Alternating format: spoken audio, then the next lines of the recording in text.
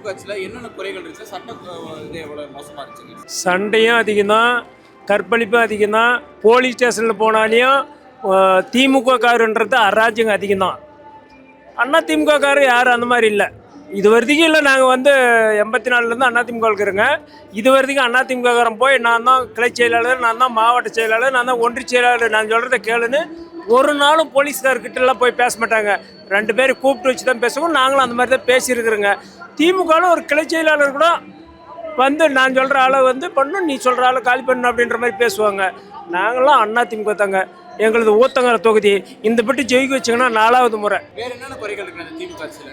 வேறு என்ன குறைன்னா, எங்கள் பஞ்சாயத்தில் வந்து ஃபுல்லாக ரோடே போட முடியலைங்க. எங்கள் பஞ்சாயத்துக்கு பக்கத்து பஞ்சாயத்தில் டிஎம்கே ஒன்றிய செயலாளர் ரஜினிங்கிற அப்படி எங்கள் பக்கத்தில் ஊத்தங்கர ஒன்றியத்தில் அந்த ஆள் வந்து எங்கள் பஞ்சாயத்து ஃபுல்லாக ஏடிமுக. அதனால் எங்கள் பஞ்சாயத்துக்கு ஒரே ரோடை கூட பண்ண விடலைங்க. பூரா ரஜினி அவங்க பஞ்சாயத்து திருநப்பட்டி பஞ்சாயத்தே பண்ணார். எங்கள் பஞ்சாயத்து பண்ண விடல.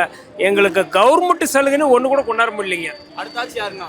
அடுத்த ஆட்சி ஏடிமுக தாங்க வரும். விவசாய கடன் தள்ளுபடி பண்ணுறாரு, 3 கேஸ் கொடுக்குறாரு, 2000 ரூபா கொடுக்குறாரு, 10,000 ரூபா கொடுக்குறாரு.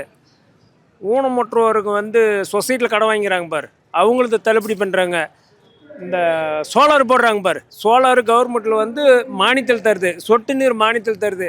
எத்தனையோ வகையில் விவசாயிக்கு சலுகை பண்ணுறதுக்கு கரெக்டாக இருக்கிறாங்க. முன்ன ஆட்சியில் போகாததுக்கு முன்னையே விவசாய கடனை தள்ளுபடி பண்ணிட்டு போயிட்டாரு.